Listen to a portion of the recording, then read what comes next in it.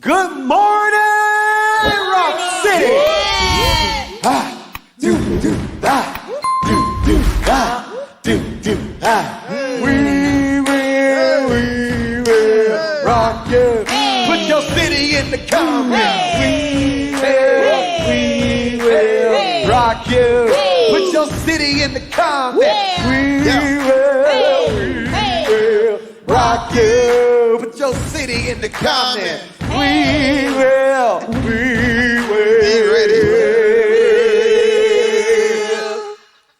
Rock you. Rock you. Rock you. Rock you. Rock you. Rock you. Rock. Rock. Rock. Rock. You. Hey. What's up, Rock City? I am so excited to be coming to you. This is the Devo Energy. Devo Energy. Do me a favor, put your city in the comment. We are intense and intentional about your development. We are intense and intentional about your development. I wish above all things that you would prosper and be in good health, even as your soul prosper. I wish above all things that you would prosper and be in good health, even as your soul. I wish above all things that you would prosper. Pause. We're in devotion. Let's go to work. I wish, who wrote that text? John writes that. He says, I wish above all things that you would what? Prosper. Let's define prosper. What does prosper mean? To advance. To advance. Do well. To do well. To grow. To grow. Exceed. To exceed. To accelerate. To flourish. To abound. So bear fruit. I wish above all you would be off the chains. Blessed. Winning. Here it is. At the level of your soul. At the level of your soul. Here it is. Here it is. Small soul, small glow. Say that again. Did you catch that? Small soul, small glow. And what the reason so many of us are imbalanced in life is because we have big bank accounts and small souls. We have big jobs, big titles, but small souls. And God says that is not prospering. Prospering isn't doing well in the natural, but being on life support in the spiritual. Prospering is prospering is having a whole soul and a good life. Did you catch that? I want to talk about this because we started talking about excuses. I quit. Jesus Christ. I quit. I am free. We're finna go around the table, okay? Finna go around the table. Now, I've never been a drinker. Devo Energy, I've never been a drinker. I have seen people in college play drinking games where they were going around doing different things, and if you fumble and you messed up. So this is the game we're finna play. All right, we're finna play this game called the excuse game, okay? We're finna go around the room. If you fumble, I'm gonna give you a letter. You have to make that letter and the excuse we have to let go, okay? We're finna play a game. If you mess up, you finna have to reveal one of the excuses you need to personally let go of, okay? You didn't get a lot of that one. You ready? I'll go. You ready? I'll go. Oh my God. I can't. Y'all ready? I have to quit acting like a child when I do not get my way. B. I have to quit looking for validation from others. B. B? B, girl. I said B. What you thought I said? B? B as in boy. Never mind. She went. All right, so here we go. What's an excuse? Personal excuse you got to let go of. Personal excuse is that I'm not qualified. Ooh. How in the world does the person who has helped people get elected change the world? I saw woke vote change the world in the presidential election. How do you not feel qualified? Ooh, I think partly because God just did it in an unconventional way, right? When most people majored in political science, straight out of school, they went and got a law degree. I didn't go their route. So I was standing in rooms with senators and presidents And I'm looking around like, how did I end up being here? Nobody but God. Nobody. So but D, when you God. were talking, it made me think that you were trying to follow a script instead of the scripture. Jesus. Trying to follow you a follow script. trying to follow what someone else wrote for someone else, Yeah. as opposed to what God wrote for you. Devo energy. What do I do when I'm dealing with the adverse side effects of favor? The adverse, because as she said that, James, I promise you, I'm sitting here to myself trying to figure out how I'm where I am. That is crazy. C. I have to quit. Saying I can't. D. I have to quit. Doubting myself. E. Go. Quit. Let's go. Give us one of your excuses. Let's go. Let's go. Just quit making everyday excuses. Every day, life is full of everyday opportunities to make an excuse. The different vicissitudes and proclivities of life present natural opportunities for you to just. The greatest excuse that many of you will never defeat is snooze. I just ruined it. If all you do is press snooze, I need you to type, Pastor, pray for me. Snooze is the first excuse you choose. Do I need to say that again? Snooze is a built-in excuse. A built-in excuse. It is so built into your program that you set your alarm early so that your third snooze will be when you sleep. We've been talking about I quit. We're in the midst of a series entitled I Quit. And our working definition for quitting is to intentionally do less so that God can do more. To intentionally do less so that God can do more. Here's what's crazy. It's my latest release. I Got It Singles Ministry, which is available on all digital outlets. I'm so bewildered by this last project. We did not advertise it. James, you know this. We did not market it. We prepared for it to fail. We had so much going on, only to wake up the day it's released, and it's at number 4 on iTunes. To the point to where me and the distributor are sitting there looking at each other like, what's this? Like, what is this? Yet, when my first album came out, I put everything I could into it. I want you to catch this. Sometimes God can do more with what you don't do than what you try to do. What if I told you the first thing you need to quit is get in his way? Yes. And that's what you talked about, Pastor, when you said that sometimes God won't start until we quit. Yes. God won't start until we stop. Yes. Because I think, when we looked at that, we had already kind of built in an excuse. Well, we didn't really promote it. We didn't. God was like, listen, you don't have to do none of that, and I'm still going to do more with less. Yeah. We had already started planning this. I really didn't promote this the way I wanted to. Really and what he's referencing is this past weekend in the message I said, what if God hasn't started the right things in your life because you won't stop doing the wrong things in your life? And I think that's so incredible. The question I would like to ask today as we get this devotion kicked off, what next steps do you need to take to help you quit making excuses? Are y'all ready? Y'all got some good ideas? I want, who wants to go first? Pastor, do you want to jump in there Yes, first? sir. We're talking next steps. Let's go. Next steps. I think one of the next steps that people can take, let me read this correct. One of the next steps that people can take to help quit making excuses would be, number one, I think a great next step would be letting go of the past. Okay. I would say also preparing yourself. One thing you stated, Pastor, was you quit when you have right information. Don't quit out of ignorance. So start preparing yourself, researching, to prepare yourself for what's next. I think that'll take away a lot of excuses. You can't say I don't have time. You've prepared for it. All of that is good. It's not the first step you need to take. Keep going. I'm waiting to hear something.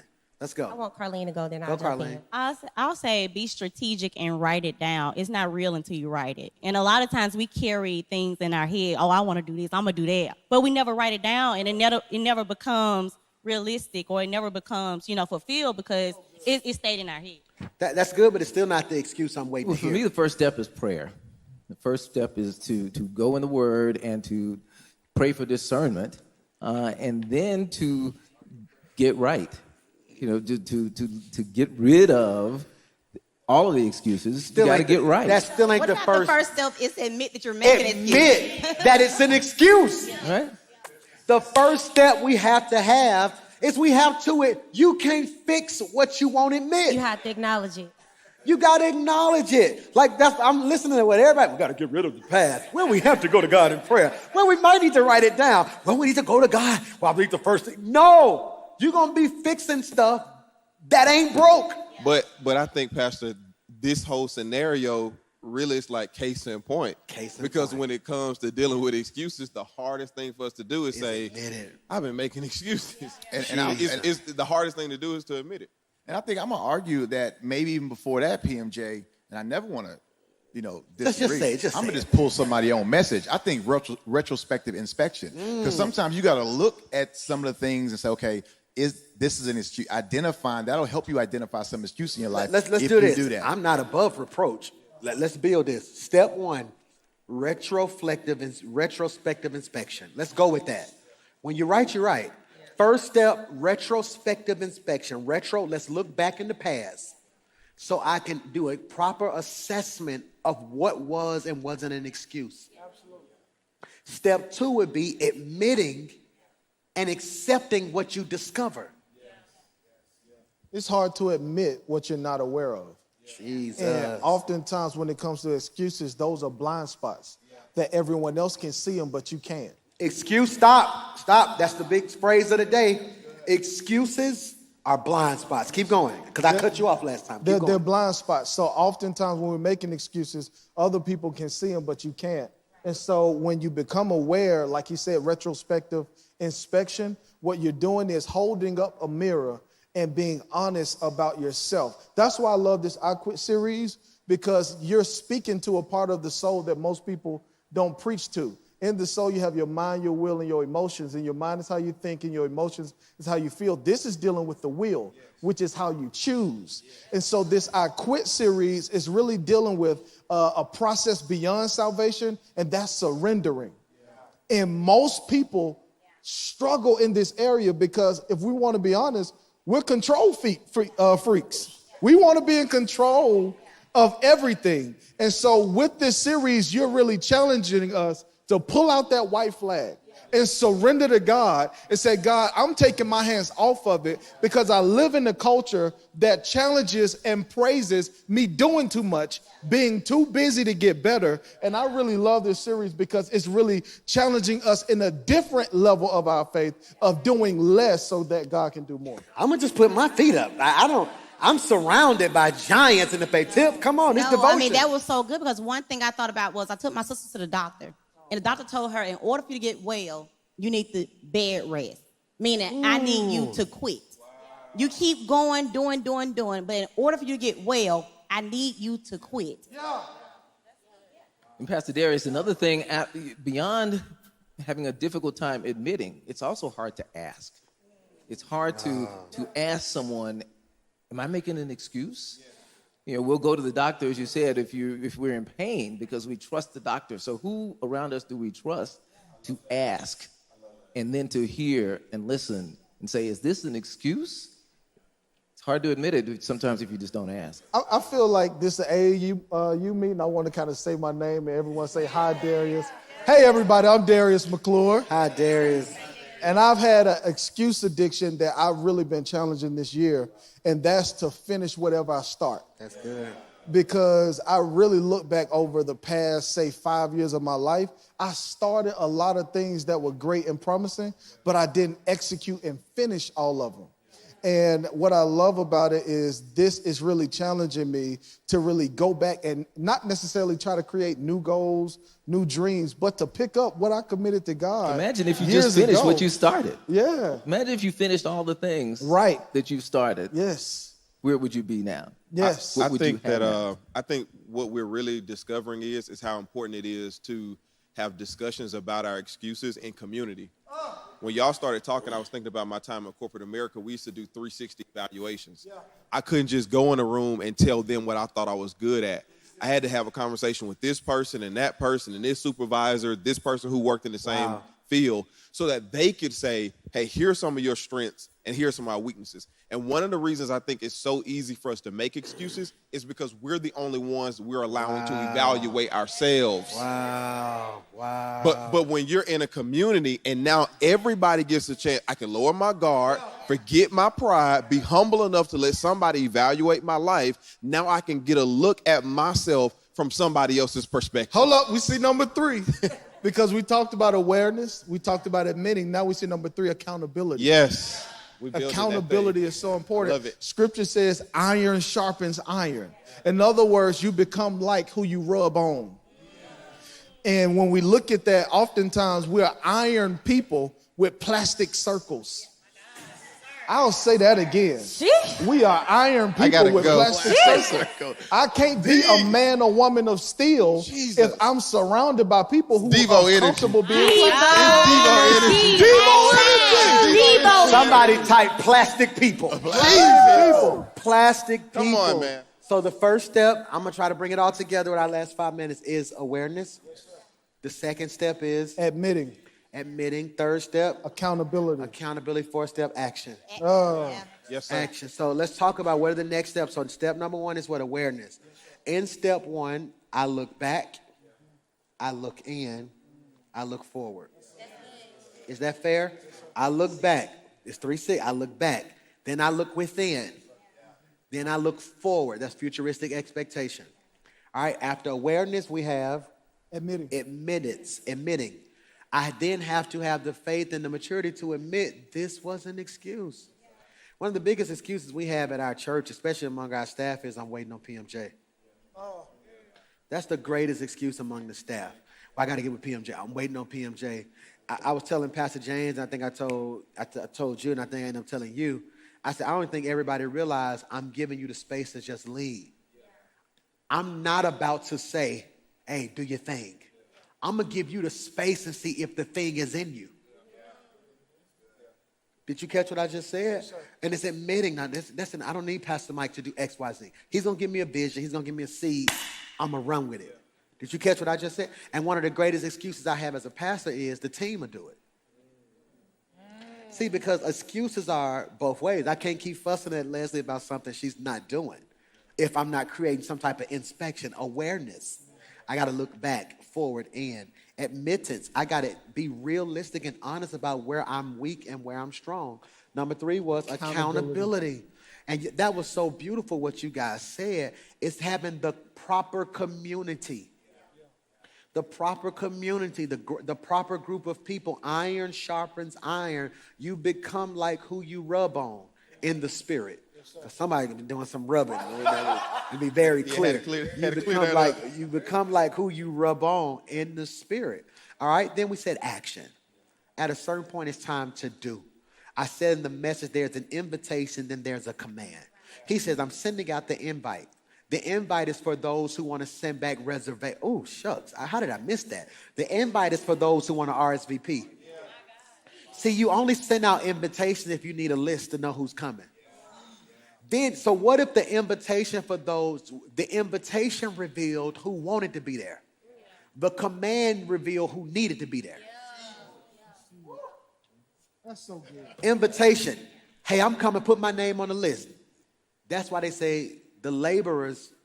The harvest is plentiful. The harvest is plentiful, but the laborers are few. I don't know who you are. I want you to let go of some stuff. Excuses are very easy to grasp.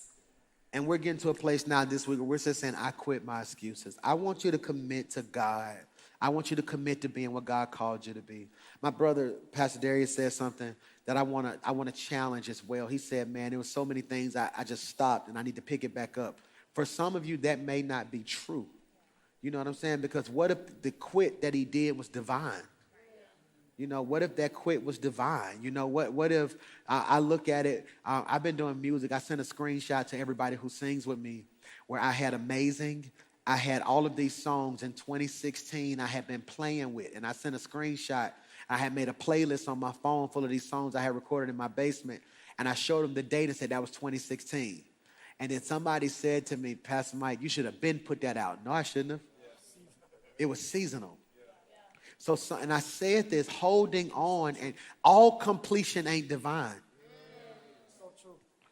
You know, all completion isn't divine. So what am I trying to get you to realize? There are some things in this season that you must quit. And it takes faith to quit.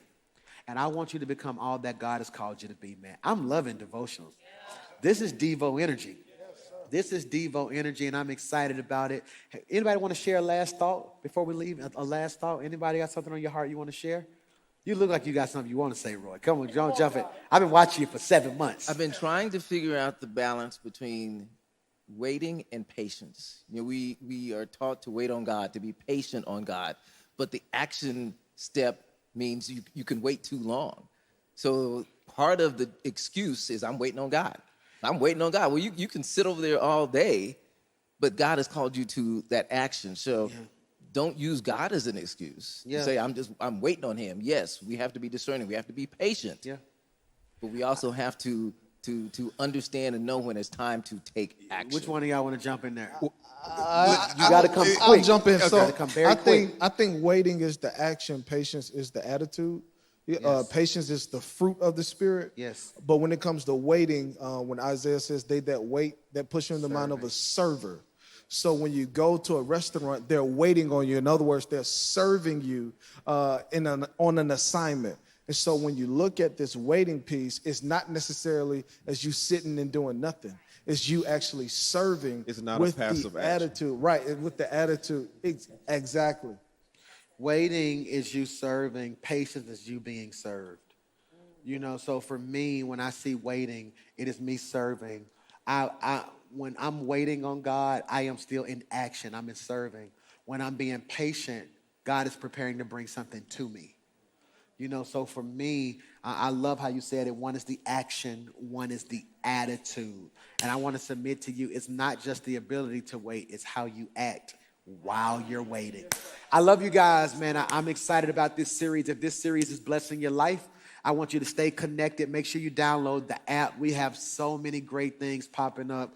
When I tell you we back in full effect, we have flipped our administrative office to where we can do podcasts. We can jump on whenever we need.